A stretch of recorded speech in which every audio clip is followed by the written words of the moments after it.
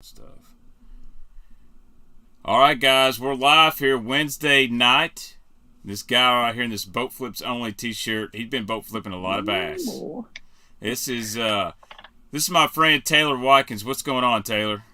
What's up, Baxter? I gotta ask you, have you spent all that money yet? I've been trying real hard. It goes in that gas tank quick. Oh man, you ain't kidding. You ain't kidding.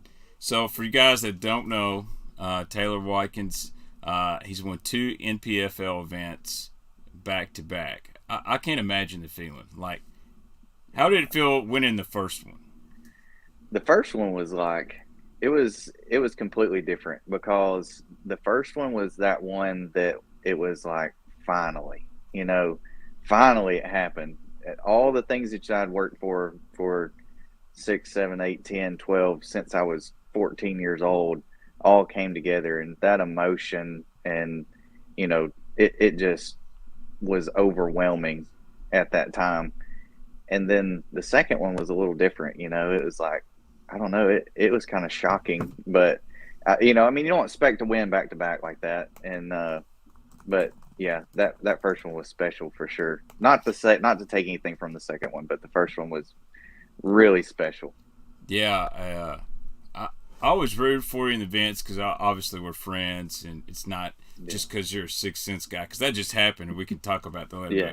Dude, I was selling you tackle for years, man, and you're kind of a bait dude, but, I send a lot of simple stuff out there. I won't tell nobody your secrets, but you have a way of catching some bass where I'm like, this dude really throwing this stuff and catching some big sacks on it. So, I keep it simple, man. I'm one of these guys that, like, I've got my core baits, and I roll with those baits, and that's what I got confidence in. And I truly believe that, area plays a bigger role than, the specific bait or changing something. Like, I'm not one of these guys that, like, I got to have 2 strands of purple in my jig or something like that. You can't hate on the purple like that.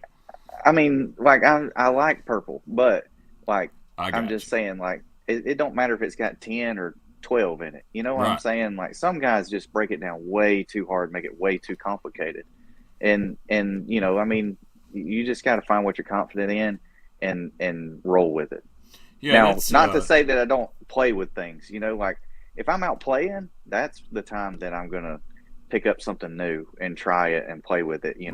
That's when I use those opportunities. Yeah, I would say for the most part, to be honest with you, like when it comes to jig fishing, I've got about 4 or 5 colors of jigs. Yeah. I try a lot of stuff playing around when I'm not fishing a tournament, when I'm just goofing off. But, dude, if I was to go out Tennessee River right now, I'm either going to have black and blue, green pumpkin chartreuse, or maybe a brown and a little orange.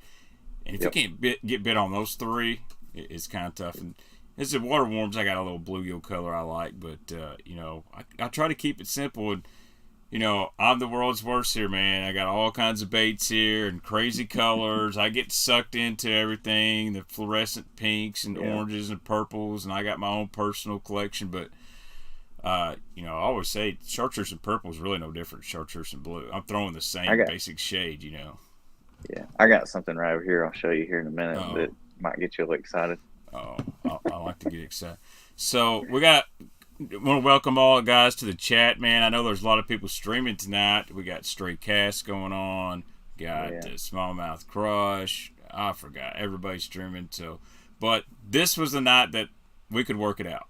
And, we're going to get a lot of playbacks on this. I'm going to share it to my Baitman page on Facebook.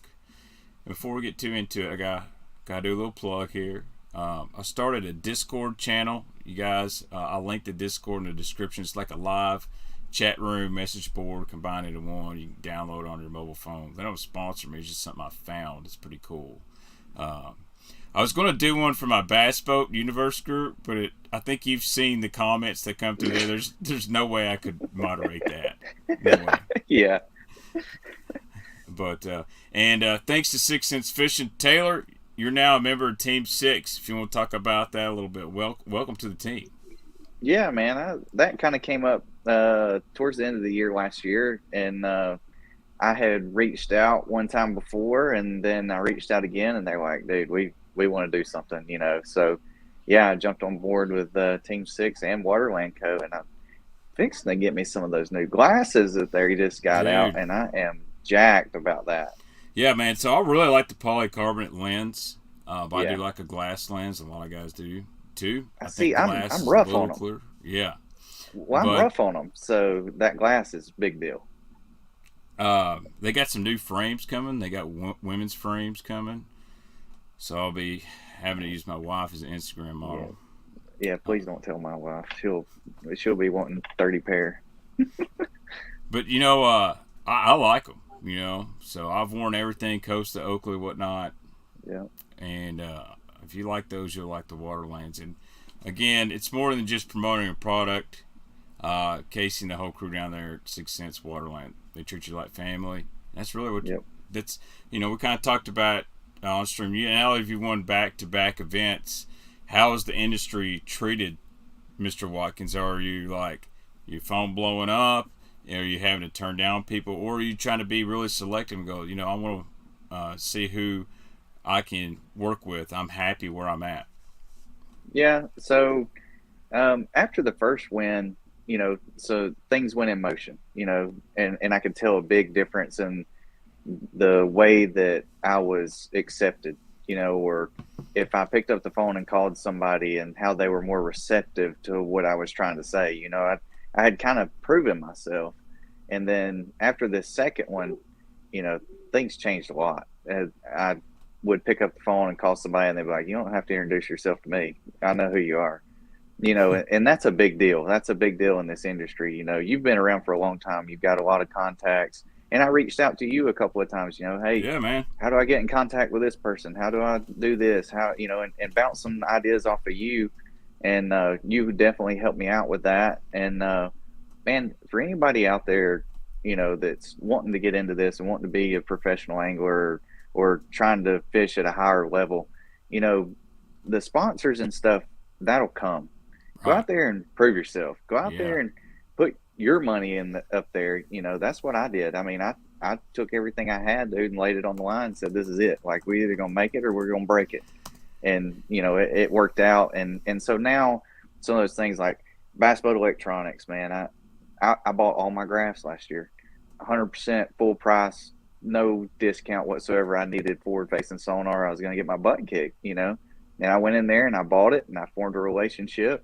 And Jason at Bass Boat Electronics said, hey, dude, like, we want to work with you and this is what we're going to do.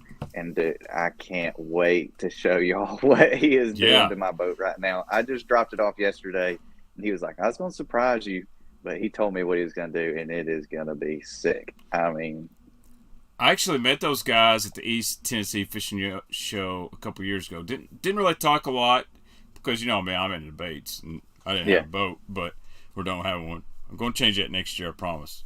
But they're super nice guys, and they were kind of just starting out going on. And I really liked how they're interacting with people. They seem to have good customer service, and they know their stuff. So, I mean, that's nothing. I got local shop here, High Tech Outdoors, Precision Sonar. They're great companies, but there's got to be a little shop like that in every region. As big as bass fishing is becoming in electronics, man. And I'm glad they take care of you. And I think you made a really good point. You kind of got to prove yourself. And, I get lots of calls, messages. Hey, can you help me out here? Dude, I love to help people out. I'll do whatever I can. Now, that don't mean I can get you what you want, but I can usually, I've got enough contacts, I can point you in a direction. But it does me no good to recommend this guy or that guy or talk somebody up if they're really not doing nothing. But I have no problem saying, hey, man, y'all need to hook up with my boy Taylor. He can catch them. And, dude, you did. That's really, what made me proud. But I knew you could do it. But I want to talk a little bit. You talked about that phone call. And I remember where I was sitting outside of a barbecue restaurant. I was waiting on my wife. She was a waitress. I was going to pick her up and whatnot. He called me, and he said, man, I know I can do this. All I need is a shot. This schedule with the NPFL, man, it just sets up for me. I know these lakes. I know how to catch. And you said, I know how to win. And this is before you paid the money too. And you told me you'd saved up your money, and you said, I don't have a whole lot of money. I'm going for broke basically, and I just need a little help. And kind of had the Matt Robertson deal there. Go, hey, I'm a blue collar guy. We talked about jobs before or whatnot. Heck, one time I think when I didn't have a job, you're like, hey, come on down here. You can come work with me. And I almost did. I almost did. If I didn't have these 2 kids, I'd been there. But someone's made some YouTube videos that basically say, well, if you don't have money, you can't do this, or if you don't have money, you can't win. I think if you don't set goals for yourself and you don't tell yourself you can do it, you'll never do it. If I told myself, man, I can't do this, you won't do it. But you've got that right mindset, and I think that's what it takes. So, kind of talk us through that. Tell us the backstory of Taylor Watkins before you won. Like, what was going through your mind and all that? So, back up 2016. We'll go back to 16. I had an old Skeeter boat that was breaking down on me every time I went out. Every time I tried to go fish a tournament, I fished the TBF and I fished 6 events, and 5 out of the 6 events, it broke down on me, and I still made the state team. And I ended up making the state team, went on to nationals and fished nationals at Table Rock, and I barely missed living the dream package by like 6 or 8 ounces, something like that. And that one stung. Oh yeah. But that told me at that time, that said, you can compete, you can do it. You just gotta do it. Zach Burge, a good friend of ours, mutual friend of ours, was selling a boat. And part of the deal when he sold the boat was Bass Militia would sponsor you for any Costa tournaments you wanted to fish for that year if you bought this boat at X price. It was a good deal on a boat. It was a good opportunity.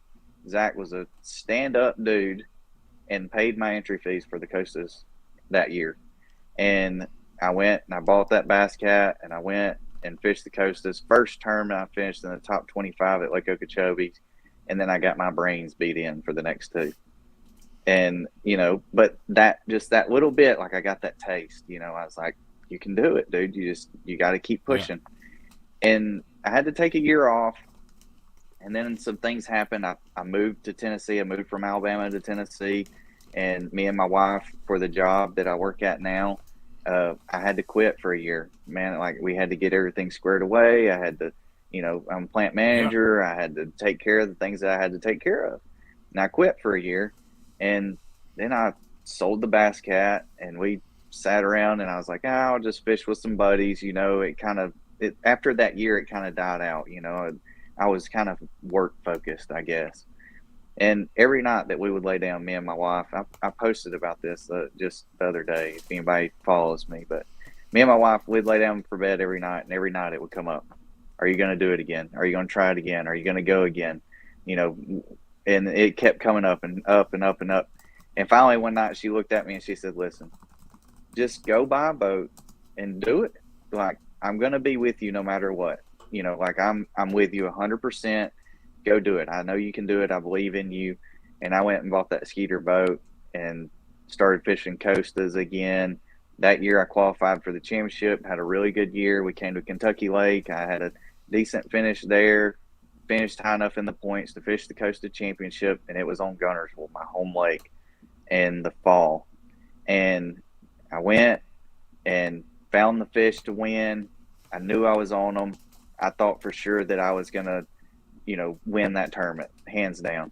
And on the first day, I lost 4 out of the 6 fish that I stuck, and they were all over 4 pounds. Come back with 2 fish.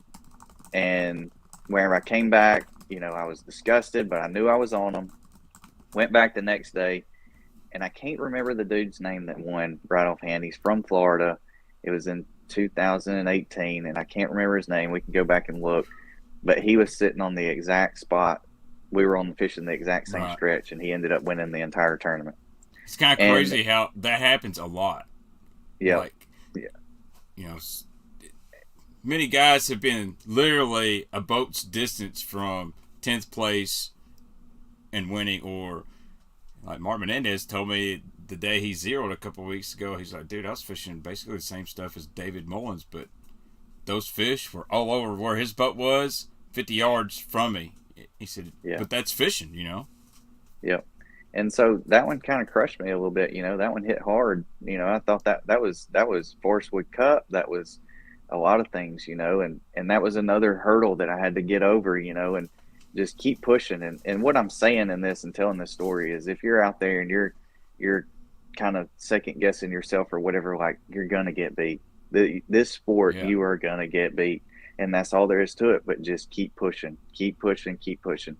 But then, long story short, the NPFL comes up, and I got an invite to the NPFL. And dude, I mean, I'm talking, I barely had the money. I mean, dude, you were nervous. Barely. I'm not gonna lie. That phone conversation, you were talking different we are now. Yeah, I rolled down to Lake Eufaula for that first tournament, and dude, if I didn't cut a check, I didn't know if I was gonna be able to make it home. Like, it was that bad, you know. And I cut a check in that first one. We got a $10,000 check, and dude, that $10,000 is like, all right, here we go, you know. Monkeys out, let's roll, you know. And another 10,000, and another 10,000, and another 10K, and then we get to Grand Lake, and Grand Lake just, I mean, I was sitting good in the points. I was, you know, top 5 in the points. I knew I couldn't win AOY, and I told everybody, I said, I'm going to fish this one to win. Like, this one is mine to win. I'm going to win this one. Like, that's how I'm going to fish. And I went down there and ended up winning that thing. So, yeah, that it's kind of crazy because Brandon Perkins is a really good friend of mine. He come down here to fish the then Strand Championship or whatever. They've changed the name, Toyota, out of the river here on the Tennessee River. Not the lake. He actually fished the river. It's the one Hanselman one. And we got to become good friends. I literally delivered 6XDs to his hotel room. Brand's a really good dude and a great fisherman. Of course, he won at Pickwick. It was really crazy what happened to him there at the last term of the year, late for weighing. I felt terrible. But the redeeming part for me there was my boy Taylor. He won. So it worked out, you know. Yeah. Brandon won one, you won one, so I can't say, hey, you know, my friends did great. But I was a little sketch on the NPFL deal just because it was so new. But just from talking to other guys that fished it last year, unfortunately the championship didn't work out. But, you know, I've been kind of positive on that because sometimes you just got a business you got to restructure. Those guys, Paul and Brad and the other people, Al, they want the guys to succeed. They're not, everybody wants to make money. And the key word is everyone, not just these guys running the tournaments. They want the anglers and everything. They want you guys to be able to put money in your pocket and fish a professional league that's not Bassmaster or FLW, and that's fine. It's its own entity. And you know what? I think it makes the brand just as strong, if not better. Say, Taylor Watkins, you go fish the Bassmaster Opens and you qualify for the Elite Series. Yeah. All that says is, dude, these guys in the NPFL, they ain't a joke. We've got legit anglers over there. You look at John Sukup. I think he's streaming with Hellabass tomorrow night. He's a great angler. Keith Carson. I mean, there's some good fishermen. Brandon Perkins is a great fisherman. And before people say, oh, it's just full of guys that got the money to fish, dude, that's in every tour. That's pretty much in every tour. I mean, not this guy. Right, yeah. So I think it's awesome that you stay real humble. Kyle Pillar's got a question from one of our viewers. He says, what do you do for work? Yeah, I am a plant manager for a foam and plastic company.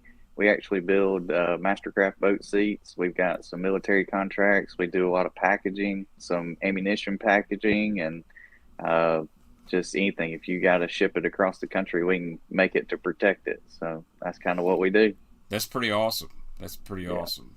All right, here's a question from Critical Gravy. He said, Taylor, what's next for you? What do you dream about doing next? I hope you say winning 3 in a row. That's the only answer, really. Win 3 in a row, but I might have to skip one. I got to skip Hartwell, and then I'm just going to win Watts Bar. So the home lake. The home lake, yeah. But no kidding. I hope, I got my fingers crossed. I think that I just squared away a sponsor exemption for the Bassmaster Opens next year. So, Dude, I'm proud of you, man. yeah. Speaking of your home lake, what are your home lakes? Like, where did you cut your fishing teeth? I know I seen you taking Zach Burge when you bought that boat. Didn't y'all fish below Wheeler, or was it? Yeah, we were Gunnersville, Wheeler, Pickwick. We were around in there.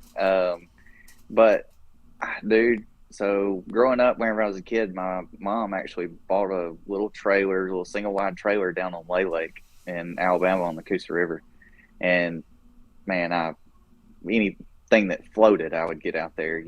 Just I went out there and fished, and that's really where I cut my teeth. And then we lived in North Alabama between Birmingham and Coleman, Alabama. So I had Smith Lake, I had Gunnersville, I had Neely Henry, Weiss, that whole Coosa River chain. We would go down to the Warrior River. So, man, I was just diverse. Whenever I got to be 16, 17, 18 years old, I spent a lot of time on Gunnersville, just around the house there. And then whenever I was 25, I moved to East Tennessee. And dude, I just moved from one Mecca to the next. I went from there to Chickamauga, Watts Bar, Cherokee, Douglas, Norris, Dale Hollow. And I've really learned those highland reservoirs and learned those smallmouth fisheries and everything. And I truly contributed all that to what I've been able to do. Yeah, dude. I think at one point, I always thought West Kentucky, West Tennessee was kind of the mecca if you wanted to be a pro angler because our stuff was so diverse. I always felt like if you learn Kentucky Lake, you can learn any lake. But, dude, being there in that North Alabama, there's so many good options to choose from. Gunnersville, Wilson, Wheeler, Pickwick. You beat Kentucky Lake. You can be in Florida. It doesn't take that long to get there. It's 14 hours for me. You cut off about 4 or 5 there. You can be at Lanier, Hartwell. It's a really, really good place. And, again, you learn different stuff. And speaking of, David Ray has a question. He wants to know, what are your go-to baits? If I go look in your boat, what are you going to right now? What you go-to baits? I'm a flipper and a boat flips only, buddy. 20-pound line, 25-pound line. I'm flipping a jig or, flipping some kind of creature bait. That's for sure. All right. Here's another good question. We're fixing to get into some bait talk now. And I am going to ask you. Let's go ahead and cut the cheese right now. Show us the spinner. Show us the bait. I just ruined it. What spinnerbait did you use to win there at Lake Cumberland? That's it, right there. What is that? Do you know what that is? That's a Booyah covert with a kicker blade. Yeah, 3/4 ounce Booyah covert with an orange kicker, number 6 blade on it. Dude, I know you're a bait man, but whenever this dude right here, whenever Jason Christie designs a bait, you just don't change it. I mean, that's all there is to it. He's the man, so just pick it up and throw it. Yeah, what am I supposed to tell Jason Christie builds a junk spinnerbait? No. The only thing I had a couple that were in the package and the hooks had rust on them. I since bought a few more and have no issue. Like this one right here. Mine doesn't have the kicker blade. This is a little 3/8. This guy's going to be a little nasty up around some buck brush. What makes this spinnerbait? Why did you choose it? And how were you fishing it? Like, when you dug at all your spinnerbaits, Cumberland's a spinnerbait lake. I wanted to tell you that before the tournament, but, I respect the no info rule, and it worked out really good. But why did you go, you know what, I'm going to pick up this one as opposed to something with double painted blades, which are really famous there, or a willow leaf style? Well, in particular, this one right here. So I threw a couple others that were the same style as this, just like this, except they were 1/2 ounce. And those different brands, especially the 1/2 ounce, wanted to lift. They wanted to lift up off the bottom. I could not reel them slow enough to keep them down on the bottom. And then also they wanted to roll. They would want to roll up on their side. Jason has developed this bait, and if you get one, it has a cup right here. I don't know. Let's see. I'm gonna look at my cup too. Right here. All right, you see that? Yeah. It's got a lip on it, a cup on it, and that right there keeps that bait from trying to roll up on its side, and it stays running true. And whenever it's running true, it just dives, just like a crankbait, and that thing stays down there on the bottom. I mean, I could feel it come up over a rock, and you just kind of let that blade thump and roll like that, and they would just kill it. Yeah, it's got a Hilbert blade on it. It's got good components. I'm glad you pointed that out. A lot of people just think it's like a gill plate on the head of the No, spinnerbait. See if you guys can see it on my camera. See right there? Yeah, looking good there. It kind of sticks out, and that's dropping some bait knowledge right there. yeah, A lot of people probably don't even know that, but yeah. now when you're fishing that spinnerbait, I got and that is on one side. It's not on both sides. It's just on No. one side. Let's see. I saw a really good question here. Now, I'm gonna let. This is a viewer question. Wants to know what rod and reel were you using for that spinnerbait? I don't even know if you're So sponsored by a rod or reel company. Sometimes I get lost in all that stuff. no sponsored by any rod or reel company. We're working on that. So anybody out there watching? Yeah. But Hey, hook my man up with some rods and reels. that's right. So yeah, so I actually experimented a little bit during practice, and I started with a medium action rod, and dude, it just wasn't enough for that 3/4 ounce Right. and that big blade and that big heavy deal. So I actually went to a 7.3 medium heavy, and I was throwing on 20-pound fluorocarbon and 7 1-to-1 gear ratio reel, and just slowing it down. I mean, I just controlled my speed by my handle, and the feel of that blade, just that slow thump. You just went thump, thump, and that was the key to it for sure. Now, what type of areas were you like keying on? Cumberland, obviously, amazing background. People see the waterfalls, the trash debris. I didn't watch a whole lot, but I saw you fishing some Saw that moving video. water. I saw some moving water, and I heard a when you and I saw that flash. Said, "Yeah, dude's got the blade out. That's how he's catching them." So, Yeah. was that something you knew from previous experience? I've always that pattern works pretty good on a lot of lakes, not just Cumberland and Dell Hollow. Dude, those even if it's winter, when it's been raining like that and stuff, the lake's fluctuating. Those runoffs, they bring in nutrients and all kinds of stuff. It gets the shad stirred up and the bass come in. Was that something you kind of thought pre-tournament? Because it was a one-day derby, Yep. $50,000. One day 50K. We got canceled the first 2 days, but yeah, definitely. So like I said, going back to being here in East Tennessee, we fish Highland reservoirs, and I've seen it time and time and time again. So we would go practice for a team derby, and we'd go practice on Saturday or Sunday, and then you have a week-long span there, and it would come just a massive rain and a massive flood, and every time those tournaments get won on a big bag of largemouth from the river section of those lakes. And so I knew from years past that was what would happen. Plus, I had went down the lake and not had much success, so it was an easy decision for me to stay up there in that river section. But I knew going into it, I was going to have to find that clearing water and the warmest water I could find. And luckily enough, I started in the creek, that initially had the warmest water. And whenever I started there was also 5 or 6 other competitors in the area that I wanted to start. And it was just too much pressure. I didn't like it, so I just pushed further back. And I noticed whenever I pushed further back, the water cleared and got warmer. And that was the key to the whole ordeal. And I just started fishing run-ins. I came to the first run-in, put the trolling motor down. The water temperature went up 3 degrees, and I was like, they're here somewhere. I just got to find them. And so I just put the trolling motor down and started fishing. And I broke one off and then caught a 3-pounder. Went to the next run-in. I had practiced in there, and all I did when in practice was I caught 3 fish in there. I caught one, went 200 yards, caught another one, crunked the motor up, idled, caught another one, and I decided right then that that's where I was going to spend my tournament. And I actually just idled the rest of the creek, and I just used my eyes to mark different things in that creek, so whenever I come back, I knew where they were. So I went to the next run-in. I caught number 2, number 3, number 4. Then I went as far back into the creek, and that's where you saw that running water. Whenever I got back there, dude, it was like being on the Coosa River behind one of those dams or something. Like, They were on every eddy, anywhere it made an eddy. They had to be there. There was so much current. They were sitting behind those rocks and those eddies.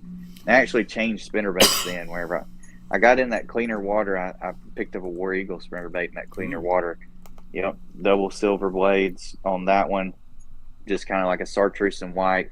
Same trailer, different color, just a white trailer on that one. And that one really played a role in that cleaner water. And I caught my limit and culled a couple, 2 or 3 times, but I ended up initially culling out all those fish whenever I got back down and picked up the big blade later in the day. So yeah, I like a War Eagle. There's been a lot of fish caught on Cumberland on a War Eagle. You know what? I got Robert Linson. He's a member here on the Baitman channel. Appreciate your membership, Robert. He did ask, did you change the blade to number 6? I want to say you did. I thought I heard you say that you, or was the blade already a number 6? Yep. So that 3/4 ounce comes with a number 6 already on it, straight out of the package. All right, that's a good deal. I mean, Hildebrandt blades are like the best in the business. I mean, yeah.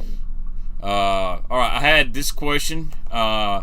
Beavis and another guy asked, what's your favorite 6 cents hard bait and your favorite 6 cents plastic? Or have you even dove that deep into all the stuff yet? I haven't dove that much into the plastics, but definitely the Dogma is my favorite hard bait, dude. That topwater is like the best topwater bait that I've ever thrown. I had a box full of those before I ever got on with 6 cents, and then I'm pretty sure I bought you out of Quakes before. You did, dude. I love the Quake, man. Yeah, that was back in the day. Yeah, I remember that very thing. well. That thing on Chickamauga is just something else. That they eat that thing. I've caught. I've won a couple tournaments on Chickamauga on that thing. So now you just spoiled it. You're probably trying to keep that secret. I wasn't going to tell nobody. Done anyways. It's done anyway. Really? I mean, shoot. When you say it's done, is it because of the pressure, or is it because of it's a Tennessee River Lake and they change it? They go through cycles a lot. You think it's going through a cycle, or is it the pressure getting to it? I mean, it's not done. I mean, but I mean, dude, whenever I moved here, if you didn't have 35 pounds, you just will load up on the trailer and throw them back. And now it's taken. I say it's done. It's taken 18, 20, which is a great fishery. It's still a good fishery. It's just there's a lot of pressure, and you got to change the way that you're fishing now. Like those big baits, the power fishing and stuff like that. You can still catch them on it, but you just kind of it's getting more finessey and stuff like that. I actually, my buddy, the guy I bought my house from, his son. He just got back from Chickamauga like a few weeks ago, and they had a college derby down there. And in practice, I wish I had the picture I could find on my phone, but they caught him on a shaky head in the spring, a little 7-inch. I think it was a Berkeley hit stick or something like that. And they caught a 7.5 and a 9.7 on a shaky head at Chickamauga. When I'm thinking, man, if I'm going to Chick, I'm throwing an A-rig, a big swim bait. And he said, dude, we tried all that, and we literally caught one like that. He said, we picked up that shaky head and went kind of fished the same areas, and they were just biting it. So that just same thing. You just a little bit lighter line, a little bit subtler presentation, and that's just part of it. Whenever you get a lake that's pressured like that, I mean, I'm sure you saw it on Kentucky Lake. Whenever you used to fish it back in the heyday, dude, you could roll a 10XD down through there, and that thing just get choked. Dude, I got a box this big full of 10XDs, and I haven't opened it in like 3 years.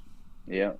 So it's the same thing, and hopefully it might be going through a little bit of a cycle too.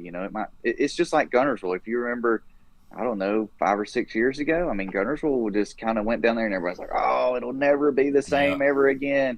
And then what they had a 300 boat tournament over there, and it takes how many 30 something a day, like it was just, dumb. If you didn't have 18 to 20 pounds, you weren't even in the top 15 or 20. Right. So I think that's kind of really what's happened on Kentucky Lake. Obviously, there's no grass here like there was, and there was a ton of pressure. But when I look back when I was in high school, if you caught 15 to 17 pounds in a BFL, if you didn't win, you were easily in the top 5.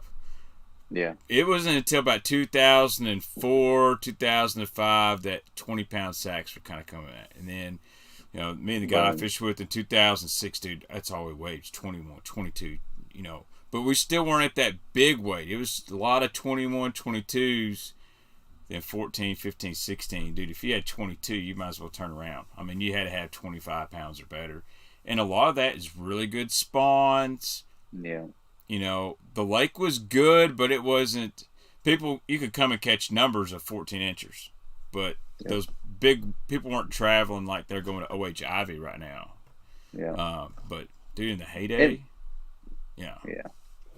And that's that cycle, you know, 14 inchers, you know, 18 inchers, 20 inchers, and then those fish kind of cycle out, and then you got to have that next good spawn, and then you got another cycle of 5 or 6 years, 7 years, and it'll come back. It will, you know. And then as soon as whenever that happens, the pressure goes down too.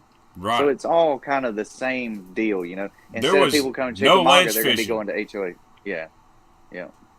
Yeah, and I think you're right. There's so many people going to OH Ivy now. It's like the new Chickamauga. It is really in the middle of nowhere. It's really easy to get to Chick. I mean, there's major interstate systems going through there, I-24, 40, whatever. I don't even know. Yeah. But you can get to Kentucky Lake or Chick or Gunnersville really, really easy. You won't go out to OH Ivy. It's a little harder to get to. But, you know, these lakes go in cycles. So, in spawns, and we're all off topic. That's another deal. I'm not an environmentalist or whatever, biologist. I'm a bait dude. But I meant to ask you on that Quake. Somebody asked, was it Quake 80 or Quake 70? And you got a go-to color? The gold with the black back. What's the name? I don't know what the name Reactor. is. Gold Reactor. Yep, that's it. That's the go-to on Gunnersville and Chickamauga. So you guys, if you want to go fish those lakes, you better hook them up. I'm pretty sure those are in stock on the website. So if anybody's got any more questions for Taylor, we got about getting close to 90 guys in there. We got a lot of other people streaming tonight, but I'm having a blast. I told him I'm not going to yank him around for much more than an hour. I think he's got to go to work or go fishing in the morning. I can't remember which. I wish fishing. Dude, that work, man. You got to pay the bills, though. There's so many guys, and that's what I always tell people. I'm not trying to be a pro YouTuber or a pro fisherman because I'm really not that good at either one of them. I'm just a blue-collar guy, and I go to work. I work overtime like crazy. I got 2 kids, man. It's expensive putting up with them. But I want to change it. And no kids yet. Well, you win again, and the wife's gonna say, "All right, we're gonna take a break. And we're gonna have one." But it's pretty cool when you have a support system like that. Like my wife supports anything I do. Sometimes she shakes her head and says I'm silly, but that's a lot of good motivation, and it makes for an easy, relaxing day when you're out there grinding on an event, knowing, hey, no matter where I finish last or first, I've got a support system with me. Yeah, but you better get ready when you come off the water. You finish last. With mine, she's gonna be like, "What are you thinking? What's the matter with you?" She's gonna keep me in check, you know. Yeah. Simon says he loves your shirt. I think it's awesome. My buddy Ronnie Kelly would approve of that. So, here's a great question. 2 good ones in a row. Cody Higgins. He says, why gold over silver? I think gold it's not as flashy, and you know, you can get it usually in the springtime. You're fishing that dirtier water, and the gold shows up a little better, but it's not it doesn't have that flash to it.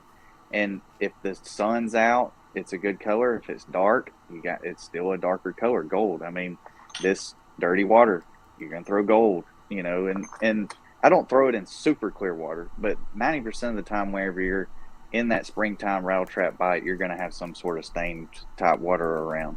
And I don't know why, but gold has always just been a staple on those Tennessee River lakes for me. Yes. Yeah, so I agree with that. And one reason I like a gold color or some kind of gold hue, I feel like in the spring, yes, you have bluebird days, but the majority of your morning or even the evenings, that sky's changing. You're going to have a lot of spring showers. You're going to have those conditions, light conditions, where that gold actually does have some flash. It shines better in overcast, where silver really dulls it down. When it gets bright, the silver shines and the gold's dull. So, dude, I like stuff that's got like a reddish gold hue to, man. It gets really, really good. All right, well, let's see. What was the other question? All right, here's another question. Who was your mentor?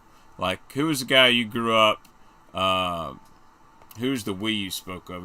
Did you have a guy that kind of showed you the ropes, or did you just kind of pick it up yourself? I mean, my stepdad is the one that took me. You know, I mean, he's the one that kind of introduced me into the tournament side of things, you know, and had the boat and took me and really got me going along. But, man, after I turned 14 and I got my own boat, it was kind of like, bro, you're on your own now. You know, you're a big boy. You want to come out here and play with us, you're going to have to put your big boy pants on, you know.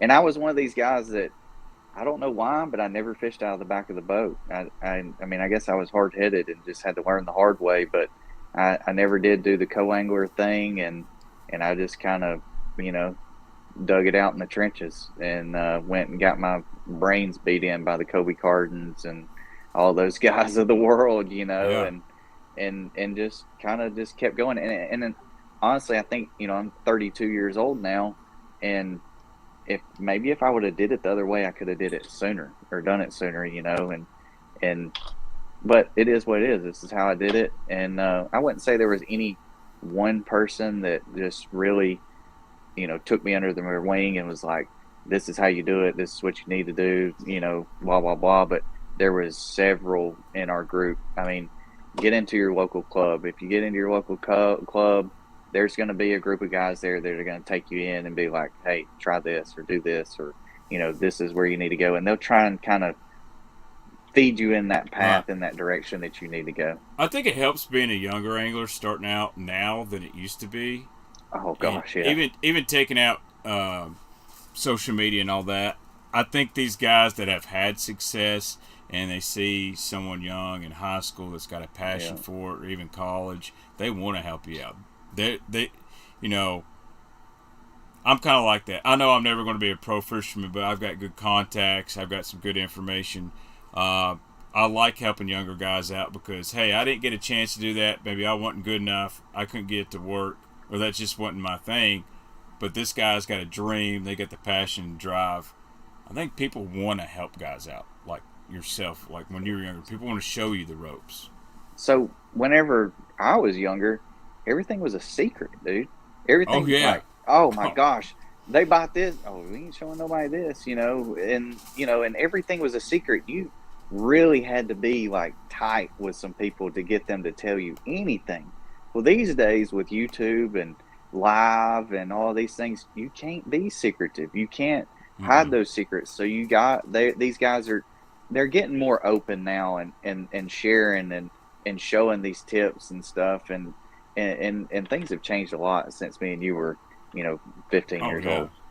Yeah, it's kind of crazy. When I first started streaming on Facebook way back in the day out of my kitchen, and I started as a joke, and people were really watching this, and then I was streaming at the store. At first, I caught a lot of flack, especially from local anglers. I mean, the dude I fished with, he'd say, dude, when it's crankbait show, either I'm on there or you're not going to talk about it. He said, I don't want to tell nobody nothing. I'm like, that's fine. And I got it. I totally did. But now I'm seeing Matt Robertson. I'm not going to mention too much, but he did a little video about something he does with a deep crankbait. I'm like, Matt, you son of a, you know, I cannot believe you showed that, because that's something. Where's that? Where's that at? It's on YouTube or the Berkeley website. I forgot. No, it was on Bassmaster. He said, this little thing I like to do with the Dredger 25. And we'll have to go find that. I'll just tell you what it is. We always called it the Tennessee Twitch. And guys like me, Brent Anderson, David Genevico, and the guy I fish with, we never talk about it. And you basically burn a 10XD, 8XD, 6XD. You hit the bottom, and then you stop it, and then you work it like a jerkbait. Yeah. And dude, certain crankbaits that spin backwards, and those bass can't handle it. And when I can talk about it now because he put a video up on Bassmaster. Yeah. I'm like, Matt, you're my boy, but dude, you keep that stuff to yourself. But I'll be honest, I've been in the boat with guys and showed them, and they're like, that don't work. And all of a sudden, I guarantee it. Boom. It's just something different. You're creating a different type of reaction bite. But yeah, I remember the first time I took someone, and they're like, "What are you doing?" And my rod loaded up. I said, "You better get the net." And they're like, "I cannot believe that. I cannot believe it." But that's a little trick for you there. That does work on other lakes. It does work on Pickwick Lake, from what I'm told. So dropping some nuggets. Yeah, I didn't want to do it. It works really good with the C15 too. Like different crankbaits, and you know this, they do different things. Yeah. And you can do the same thing with the rod with a Rapala and a strike kink, and you'll get two different actions. And sometimes it don't work, but I found the right 3 or 4 crankbaits that they seem to like it with. So, Critical Gravy says, I remember your in-store show. Did you have Matt Allen back there? I did have Matt Allen. You ran into those tactical bassing guys since you've been? No, I haven't. I haven't seen them at all, actually. But I don't, dude. You become a professional fisherman. You don't watch no YouTube. Well, I mean, you don't get to fish anymore either. Right. I mean, dude. So the last time that I went fishing was Lake Cumberland. That's it. What's up, JML, my buddy from over there? He's got to give a shout out to guys in the trading card breaks they get into. I'm always gambling on them sports cards. I need to stop that.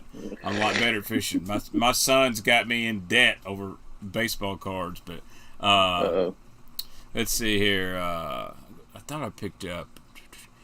I thought I found a good comment. Somebody said the screenshot has made us all a better fisherman, and I kind of. I haven't seen you blur too much stuff out, but let's talk about the whole electronic stuff. Do you think guys are... I know some guys are really good with electronics. I have no issue with it. I think if you can get... You're only as good as the time and effort you put into it. Has live scope or active target, whatever they want to call it, how much has that changed your fishing, or do you just use it as a tool on the side? And you said you're a flipper, how much are you going to use active target to flip shallow with, or are you going to figure out how to do it?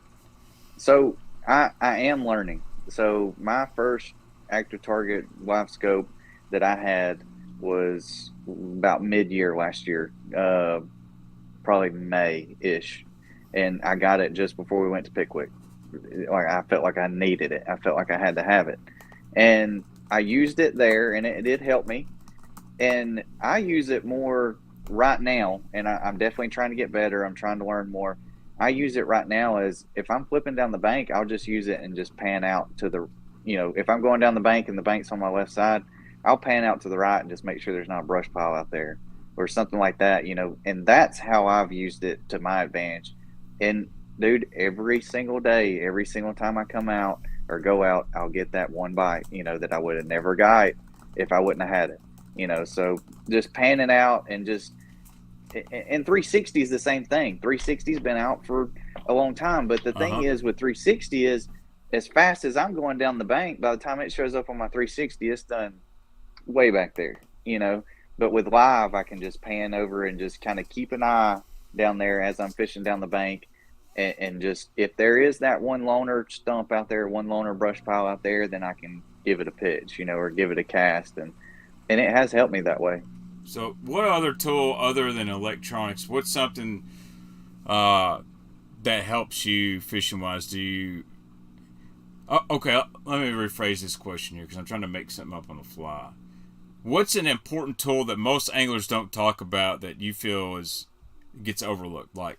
You know what? I know some guys that are line knot freaks. They always have clean line. They have to have perfect knots, or they have to be organized a certain way, or they like specific style actions to rod. Do you have anything you're just OCD about? No. You relayed me to Matt Robertson earlier. I'm a freaking mess. I throw rusty hooks. I mean, like, dude, I'm simple. And this is the biggest thing for me, 100%, no jokes aside. I've got a core 5 to 7, 8 baits that cover different water columns that I'm 100% confident in. And that's what I do. And, you know, I'll change and I'll do things that I'm not. Like, I'll throw a Ned rig. I don't like throwing a Ned rig, but if I have to throw a Ned rig, I'll throw it. But I've got my core baits, and I go out there and I try and catch fish that way whenever I go to a lake at first. And if that doesn't work, then I'll resort back to some of the other things. But I think having confidence and just pick 5 baits, you know, a flipping, a cranking, a top water, a spinnerbait, and make one up, whatever your favorite is. I was going to get really confidence in those. I was going to get really pissed at you if you did not mention spinnerbait in your top 5. Let's say, but yeah. All right, we got about 10 minutes left, dude. I'm going to let you get some sleep and whatnot. I know you got all them phone calls coming. We're hoping dude. I hope somebody calls you and say, "Hey, I saw you on the Baitman stream, and I'm so and so with Dobbins rods or whatever, and I'd like to offer you, you know." Yeah. That'd make me feel good. So if anyone, hella bass, knows some people over at Dobbins Rods, Dobbins makes great rods, or dude, maybe old Knox over at 6 Cents is listening. You know, they got the new USA rods. They got a bunch of rods that are great. Let's hook up. Yeah. Let's hook him up. You know, might have to cut him a little extra, but I think he'll be all right. The price is just going up. We win another one. It's just going up. I think I might just have to, you know, travel down there and do a little weekend fishing. Tail race should be getting pretty good. Hey, I'm game for what I wanted. I got a brand new boat sitting at Bass Boat Electronics right now, and it is getting fully rigged out. And as soon as that thing gets done, you ain't gonna be able to keep me off the water. So, dude, I can run the net really good. All right, couple quick questions right here before we get off the stream. What is your favorite bait or baits of all time? Man, I hate to say it, but it's got to be a beaver. Reaction Innovations beaver, dude. That is my confidence. If I can't get bit on anything else, somebody's holding a gun to my head and says you got to catch a bass in an hour. That's what I'm tying on. Yeah, dude. There's nothing wrong with that. I mean, the beaver's OG. There's so many good baits that were spawned off that, and dude, I do it all the time, man. I'll throw the 6.6 prawn. It's a good bait, but there's days they like that glide of the beaver. There's something about it. It does nothing. But it's caught my PB on Lake Barkley. Caught a 9.4. That's the biggest bass I've ever caught. Green goby beaver. That was my color. Dude, it's flipping season. I've always gone. Old tramp stamp. Yeah, that's a good one. I'm trying to think of anything else. What is your PB? Do you have a PB, or do you even? Some people don't even. Like, I don't know what my biggest one is. I've caught the biggest one that I've ever caught was at Gunnersville, and it was at 10 pounds. It was a 10-pounder. Man, one of these days. This has happened 2 or 3 times. People was like, "Man, y'all might be brothers." It's just we got a really strong beard game. It's just that's all it is. But dude, we can keep going if you want. I'm good. Like y'all throw these questions up here. Taylor says we're gonna go to overtime for a minute. So I'm sitting on this dang bar stool. I need to put a butt pad on here. I'm sitting at the kitchen table. So I heard a laundry timer go off. Was that mine or was that yours? That was me. I'm surprised it didn't try and walk out the laundry room. It's got a belt loose or something, and sometimes it starts trying to walk out the laundry room, and I got to catch it. But my wife loves to do the laundry when I'm in the bait room because they're really right behind me. Yeah, I'm sorry about that. Kyle, here's a good question. What's your boat brand? What are you running now? You're running a Skeeter, correct? Nope, I got a brand new Camus. I just went and picked it up yesterday. Yep. Camus. I joined with the Earl Bent's crew, dude. I met them at the Classic, and dude, I'm talking about top notch. Like, they welcome me like family, and some of the best dudes. The president of the company is actually from Oak Ridge, Tennessee, right here where I'm stationed at right now. And dude, it was awesome. I met them, spent time with them, talked to them. I mean, they talked to me like we had known each other for years. It was awesome. And I'm working through Baitworks and Boatworks out in Missouri, out there in Springfield. and they picked me up this year. You can get all your 6 cents baits through them. They You got got your little discount online code for them? I do. Watkins 10 at Baitworks. Yep, Watkins 10, and they're putting stuff up there. If they've got something, if you've got something that you like that they don't carry, dude, shoot them an email, send me a message. I'll make sure that they get it up and get it on there. They've only been around for about a year now, and they're really trying to grow that thing. Dude, I'm talking about, you click send order, they're packing it. I mean, it's that quick. It's awesome. Yeah, I've heard some really good things about that store. I'd like to go up there. I go to some dirt races. I'm a big redneck, and they're pretty close to Springfield. So my goal is to go up to Baitworks this year. Go in there and see them. You know me, Baitman has got to go check out stuff. I actually remember when they kind of just started it, and I was kind of seeing photos. I think there's a guy named, is his name Drew, who's kind of in charge, and he's done a really good job. And they got a good, clean website, and they're putting the right stuff in. They're putting brands that are proven brands. They're putting high dollar stuff. I mean, they're selling KGB swim baits, like one of the only retail places you can get a Chad Shad or a Legend. So I think those are smart moves. And I miss my retail days sometimes, but dude, at the end of the day, man, my phone rang all the time. So if you're gonna do it big, and they are. The store there, man, the store there is awesome. I went in there and spent some time in there earlier this week, and man, that's just, I was like, man, I wonder if they got this. And I walked around and I'm like, oh, there it is. And I'm like, oh, I wonder if they got this. Oh, there it is. And he seriously came up to me. He told Drew, me and Drew spent some time together. He said, I want you to go through your tackle box, and I want you to get online. And if you see something that we don't have on the website, you send me a message and we'll put it on the website. Like, I'm going to get it. So that's dedication. I'm going to post the link to their store. Even though I am a Tackle Warehouse affiliate, I do what I can for my guys. I'm going to copy and paste this link here in the chat. It's bait-wrx.com, and use the code Watkins 10.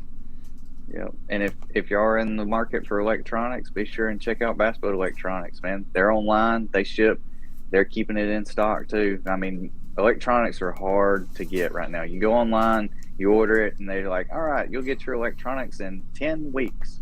It's not going to happen at Bass Boat Electronics. If it says it's in stock, it's going to ship out that day or the next day, and you're going to get it.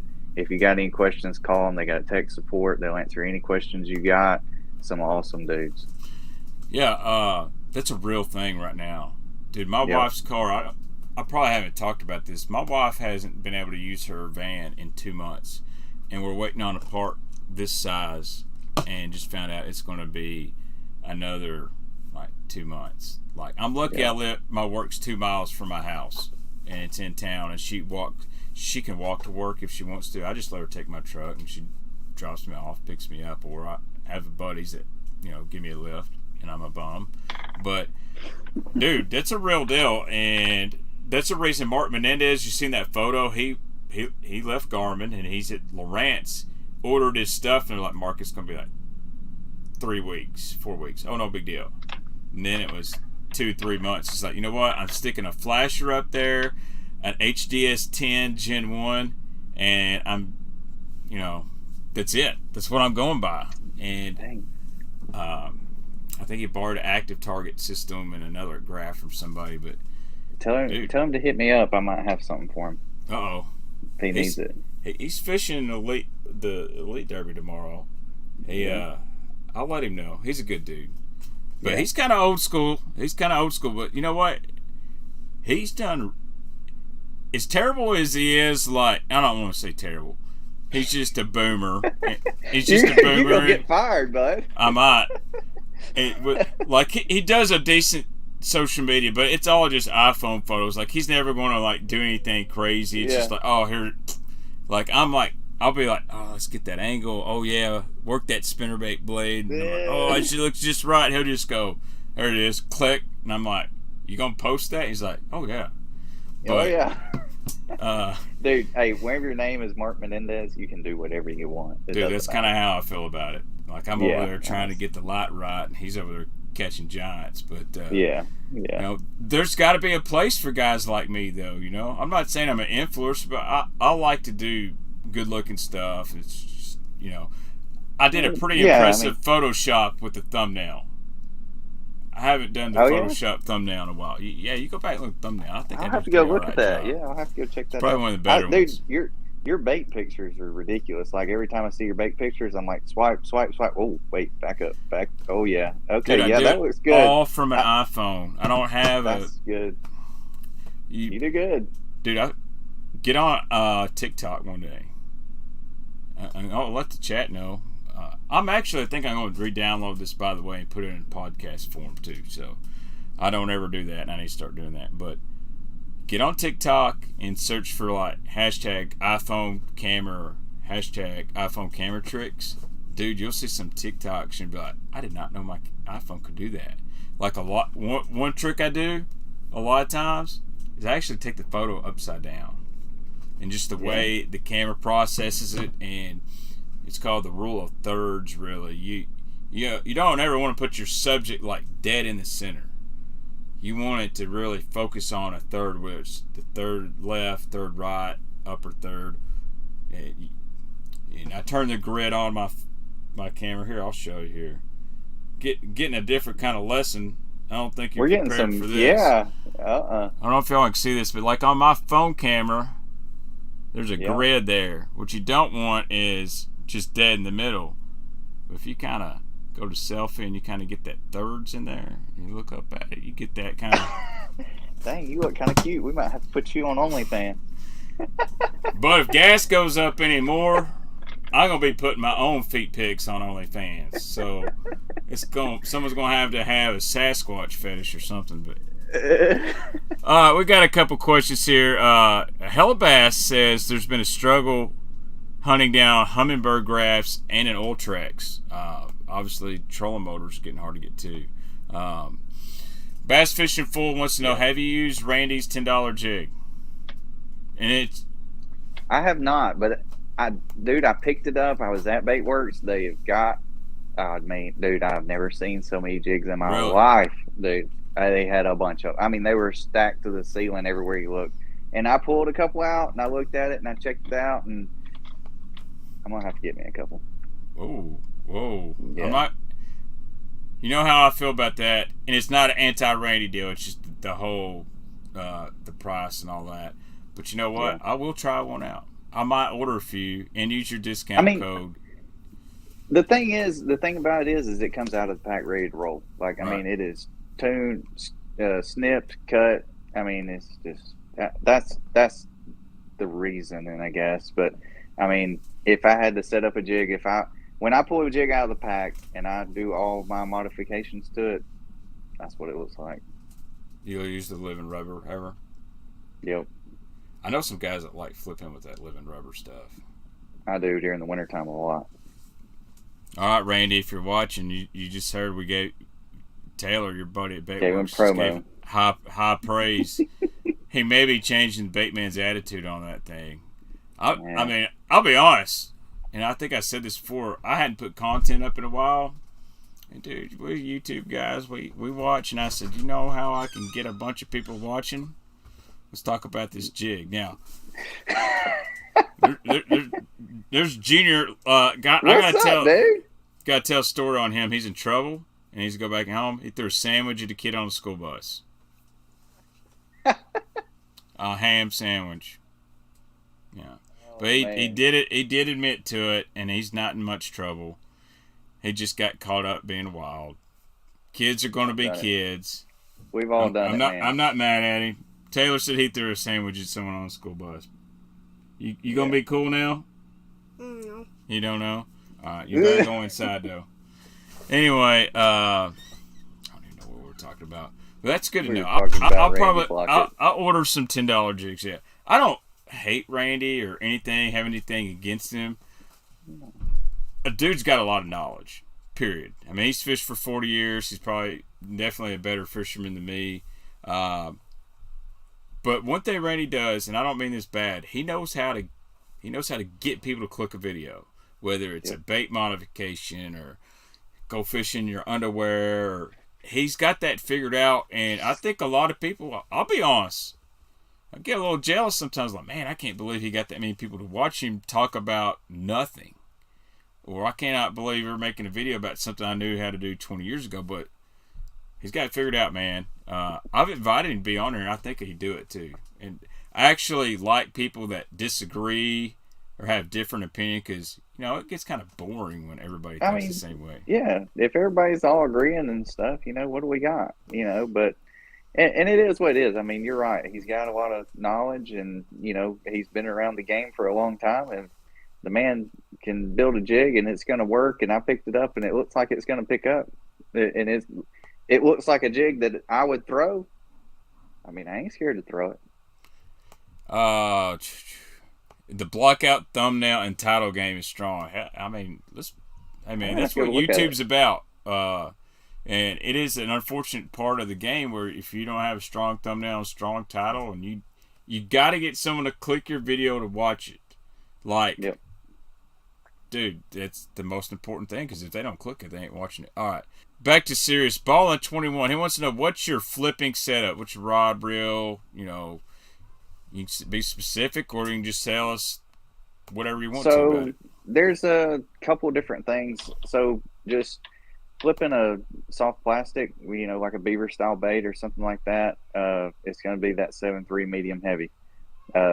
That's a good length for me, and it differs for different people. So Andy Morgan flips a 7.6, but Andy Morgan's got about 6 inches on me, and so that longer rod fits him well. I'm in that medium height range, so the 7.3 fits me good. A shorter guy, he might like a 7 foot. So it's all personal preference, but my preference is that 7.3 medium heavy for doing that. Now, if I get up into anything above 3/4 of an ounce that I'm flipping, I do go to a 7.6, and then, on up from there, 1 ounce and up, or I'd say 1 1/4, 1.5 ounce. I'm going to go on up to that, 7-8 foot, 7-8 to 8 foot range, somewhere in there, depending on how thick the cover is I'm trying to flip. Yeah, I'm definitely not in the medium to tall height range. So yeah, I like about a 7.3, 7.4 as my actual, or 7.5 if you could find them heavy for an actual flipping stick. A lot of times I flip with a 7.4 heavy action rod. If I'm just pitching, 7.2, 7.3 medium heavy. But I just always feel weird because I'm short, and it will be in there flipping trees or bushes, and I'll pick the rod up, and so I'm not doing this. I'm having to do this, and now I'm always hitting the tree. I'm like, no, I can't do that with these dang long rods, because I'm not looking down. So I was at Santee Cooper a couple years ago, and we were in those cypress trees and stuff, and dude, I was doing the same thing. I was banging the end of that rod into everything, and I'm like, bro, you're gonna have to pick up a 7 foot rod. And I picked up that little 7 foot rod, and I had a 7 foot heavy, and I mean, I caught a 9 pounder and a 7 something, and I mean, it did great, So it is all specific to what you're trying to do, but that 7.3 is just all around. I mean, that's become a rod length I really like, man. I've even got kind of getting in the cranking models. I know it's weird. Well, let me ask you, what do you think that 1 inch difference between a 7.2 and a 7.4 makes? Why is that 7.3 so popular? I don't know, but I've done the exact same thing you're talking about. So I used to crank with like a 7.2 or a 7 foot rod, medium action. And I picked up one the other day. It's a Daiwa Tattooa, the Tattoo Elite, and it's a 7.3. And it might be a 7.4. I have to go look. If it's a Brent, but it is longer. It's a 7.4. Okay, it is a 7.4, and dude, it will absolutely bomb like a 6XD or something like that. And I mean, I can throw that thing further than anything I've thrown. Yeah, I have a 7.4. I sold most of my Tattoo Elites, which I got bored, and I shouldn't have done it. I love them. I mean, I like all my 6 cents rods just fine. I need to start using my new ones, and there's no. But dude, I think Tattoo Elites are really good bang for the buck if you're fishing crankbaits, moving baits. But I got 7.4s that are big topwater bladed jig. It's a graphite rod, but it's got a soft tip, dude. That's the best rattle trap rod I've ever used, dude. It will. I got the same one. I bought the same one. Dude, I throw a Quake 70 on that thing, and dude, one thing I like is it loads up really good, and it's got backbone. And when you're throwing a trap, you get that combination. It's got just enough tip to let the treble hooks get in there, but it's got backbone where it's not your rods all loading and unloading all. Dude, I've been throwing a chatterbait on it. I've been throwing a chatterbait. Badass chatterbait rod too. So yeah, it's one of my favorite rods. I sold all my Tattoo Elites, but that one. And matter of fact, I'd buy another one so I could have a chatterbait and a trap rod. Yep. McKee, you know Matt McKee. Matt McKee, good dude, man, great dude. Yeah. So he's kind of helped me out a lot, and I gotta give a big shout out to Matt. He's dude, he's been very supportive from day one, just like yourself. And I go to Matt, and I'm like, man, you think I need some of these? He's like my old Baitman, I'm like, man, I need this. And he's like, dude, I got it. Come on, I'll get it. I'll find it. So dude, he's helped me out a lot. I buy a lot of stuff from Matt. And he's hooked me up, and he sent me a bait before, and I paid like dealer cost. I'm like, dude, I think he's at the wrong thing. He's like, oh, don't worry about it, man. You're a good dude. You don't know how much business you send me. So, dude, I always try to. People are looking for stuff. I'm tagging him. Dude's got the swim bait game going on right now too. So, I told him if there's something specialty. I told him if there's a website, you need to get a website built. I'll go out of my way to at least build the brains for you and show you how to add the product because you need it. You will make a lot of money. So. Dude, okay. So I told you I was going to show you something. I forgot. Bringing up Matt McKee. I bought this from Matt. Okay, this was my winning present from me to me because I don't do this. I told you that I'm a meat and potatoes kind of guy. I got my things that I use, and I don't throw very much, but oh snap! Got the Josh Aaron special, the Tato, dude. Is this the Eon Glide? Look at this guy. This thing is sick. Look at that thing, dude. Dude, I cannot wait to go throw this thing. Yeah, don't throw that on chick in a couple weeks. You'd get freaking sick. I am. That's what I'm gonna do, dude. Oh, I'm so excited about that thing, dude. So my wife, this is a funny story. So we were at the Classic, and I've been eyeballing this thing for like, I don't know how long, and Matt had them, and I went over, and Matt was at the Classic, and I ran over there, and I snatched that thing up, and I took it to the register. I sat it up there. Matt rang it up, and my wife walks over, and she's like, "Oh, what is that?" And I'm like, "Nah, don't worry about it." She runs over there to where they were at. They had a pink one. She's like, I want this pink one. And everybody's like, well, why don't you pick out another one? There's like 6 guys. She's like, well, I like this one too. And I said, babe, those are $250 a piece. And she was like, oh my God. And she put them back. She's like, yeah. What are you doing? I always justify buying big swim baits. Even though I spent $150, I got a really good deal, hon. It's worth like $300. Oh, okay. That's what women do. They go, spend $200 at Dillard's. Yeah. You spent $200 at Dillard's? Yeah, but it was on sale for 50% off. Oh, okay. Yeah. That's how I do it. I'm like, yeah, I spent $200 on this Depths, but, I could sell it for $300. Oh, okay. It works out like that. But sorry about that, man. That's my first, it's a badass one to get. Yeah, that's like I haven't sampled in that genre of things yet, and I probably shouldn't have. That's the first Eon Glide that's been on the Baitman show. So I'll give you a little Baitman history on the bait here. That's Tato is a company started by Josh Heron, good friend of mine. Josh he's like the head cheese at Reaction Innovations. Like he's Andre's go-to guy. He does their social, their website. He's the one that comes up with the custom colors. I mean, he's a good dude. He fishes the opens. Whereas his side deal, Tato. Tomato. Yeah. And he started a few years ago. He made a segmented swim bait. And I had one in the process of moving. I lost it somehow. And I've been trying to find that. And then he kind of said, hey, I got to build this shop. And he started out. So this is his latest creation, which is the Eon Glide. And they're also going to be making some balsa crankbaits that his brother is doing. His brother is also a big bait builder or whatnot. So it's shout out to Josh and Tato. I'm going to go grab me one. He's got a blue bone. Dude, it looks sick, too. Just like a bone. All right, let's see here.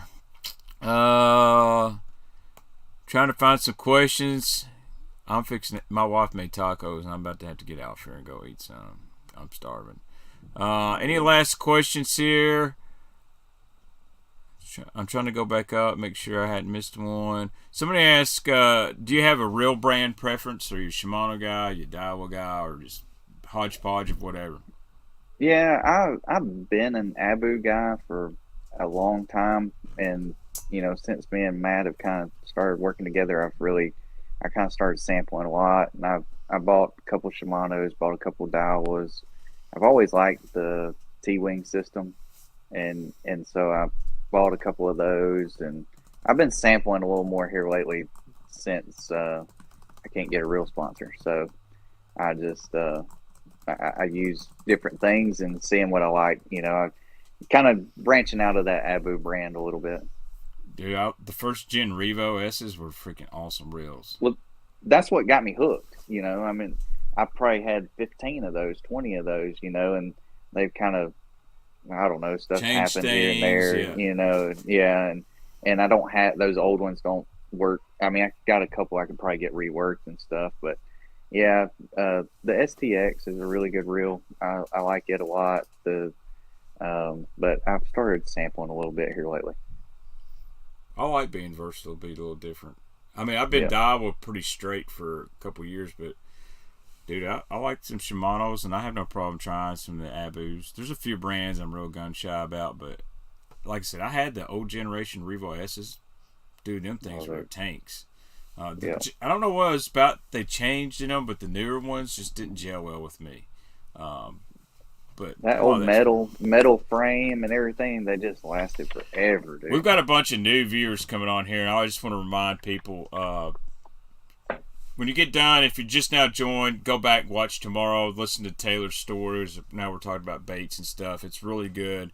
What he done and how his wife pushed him to jump up and make the risk to fish the NPFL, and just a blue collar dude, man, living a dream. So go back and watch if you're just joining in. But got questions coming in now. That one's for me. So Rich wants to know, what electronics are you running on your new boat? Are you Lowrance, Humminbird, Garmin? Can you say? I can't let that cat out of the bag yet. My boat is at Bass Boat Electronics right now as we speak, getting rigged. So if you want to find out, follow me, TDW Fishing on Instagram and Facebook, and I promise we're gonna have a sick video that's gonna come out with that. I'm putting your handle here. I think I saw earlier, but I'm not going to rain on your parade because I saw your hoodie. Yeah. Unless you're trolling me, you may be pulling a other ducking on me. Let's see. Baitman, do you have a favorite 6-inch crank? Yeah, I do. I like the flat 75X. That's my favorite one. Dude, that's sick. I've caught a lot of fish on that thing here in the cold water for sure, and in the fall. The Curve 55 is a really good one too. Yeah. But dude, just a 100X, 50X square bill, you can go anywhere in the country and catch bass. But that flat 75 from right now to actually end of April, it's special. Yep. It's special. Dude, whenever it hits, it kicks so high, like it almost gets flat. You hit a limb, that thing almost goes flat and then it comes right back down in. And whenever it does that back down in, you better hold on. Things are about to get nasty. I've not got one that doesn't run really good out of the package either. And it gets a little bit deeper than most flat size with that size build. It's got a bigger body. Most guys, and I like a Spro Little John. Don't get me wrong. I love that size. That's why I was really pushing for a flat 55. You're gonna see something come out here in about a month. That flat 75. You're gonna go. Ooh, what's this? I'm gonna have to spend more money. Golly. Someone asked when do the 6-inch spinnerbaits come out, and are they going to have your color? I would say probably here in the next month. There's some of them starting to show up. I don't know if they'll have a Jaint Juice color spinnerbait. We'll see. They might have to get with Taylor to help design a double collar raw spinnerbait. Yeah, I'm game with that. So Chris asked, "Do you ever fish any 6th Sense stuff?" I think we've answered that. Let's see. Thanks for the stream. I learned a ton. Dude, you're welcome, man. That's why we do this. Dude, Taylor's been an awesome guest, man. After he wins again, I think we gotta bring him back. Do you have any? Wait that long. Do you have any?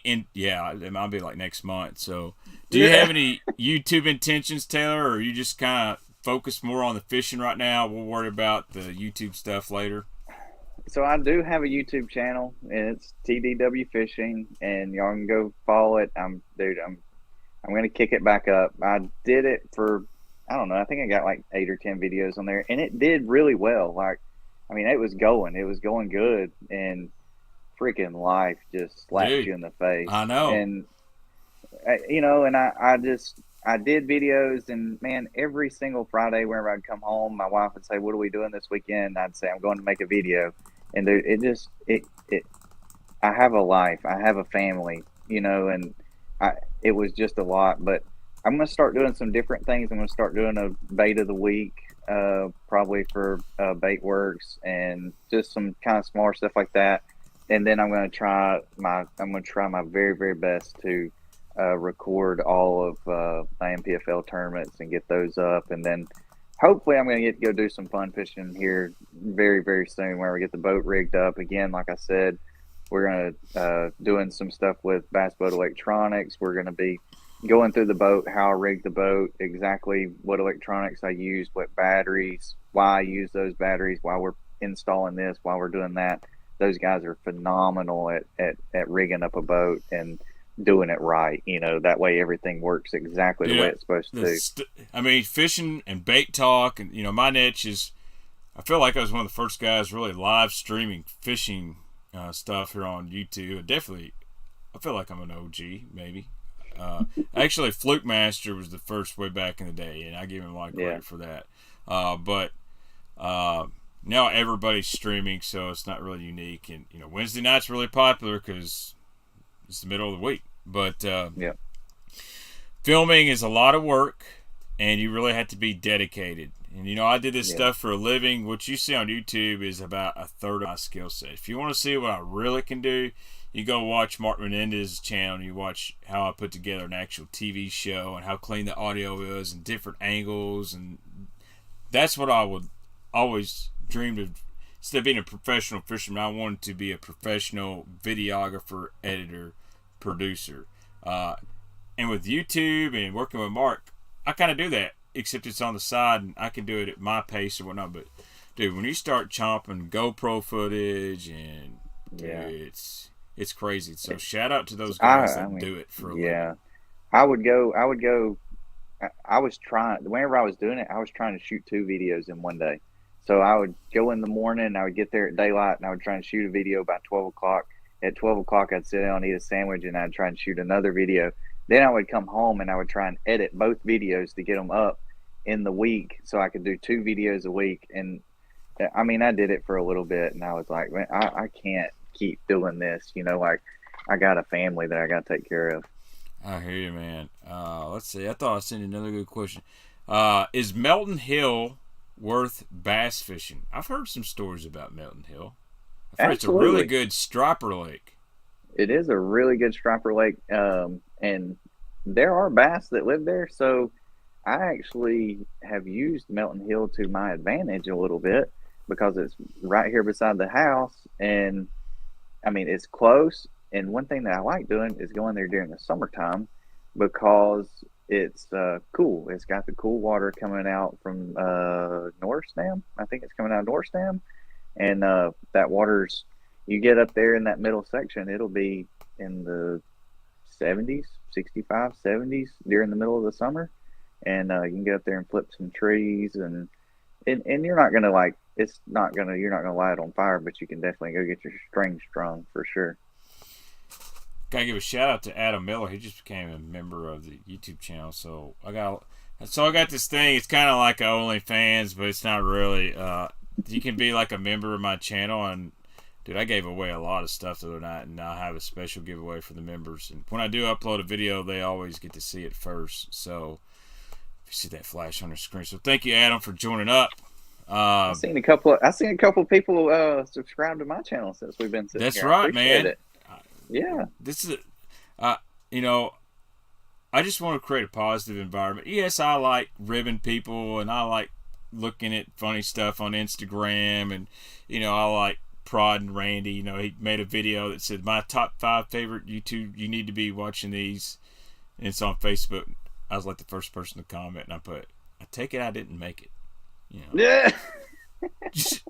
But it's kind of like, you know, I have nothing against him, but he's just, it's easy to do that. But you know what? People go, I will go look this guy up, and there we go. So I mean, there's always a little bit of strategy behind, but it's not just trying to make somebody mad. But, yeah, I like everybody. I'm easygoing, dude. I get along with everybody. I try my best to, you know, stay out of the riffraff as much as I can, because, you know, I just like to go Your game is boat flips only. That's my game. So boat flips only, baby. So the story on that, Captain Ronnie Kelly. He's 6 Cents guy. He's a guy down at Lake Fort. We go down to OHIV, and it's like we always talk on the phone. He's like, boat flips only, no nets in my boat. Well, we're talking, and I said, dude, Casey, put that on a T-shirt, man. People will buy that. He kind of coined that deal, and it was always boat flips on Instagram, dude. People loved it. And then, you know, I'm fishing with Casey, and eventually I'll put this video up, or I need to get it done this weekend if I don't work. And I've netted like 2 9s, a couple 8s for him, and all this. He said, dude, you're a damn good net man. I said, yeah, man, you can make me a hat that just says net man. He goes, he said, that's a killer idea. And we had a hat and a T-shirt there at OHIV. So that's my. That was a good trip. Dude, it was awesome. Got another new member just rolled in here. Cool Granddaddy Sweets Forever. That's his username. Hey. You do what you got to do, but thanks for being a member, man. He did win a giveaway the other night. So anyway, dude, I got to get off here. Been on for almost an hour and a half. Anything else you want to say? Give us an inspirational speech or anything like that? Keep keeping on. Keep Joe keeping Dirt, on. Joe Dirt. I don't know. Dude, I appreciate you having me on, and dude, it's fun. I enjoy this. I'm living my best life right now. I mean, I couldn't ask for more. It's been wild. It's been crazy.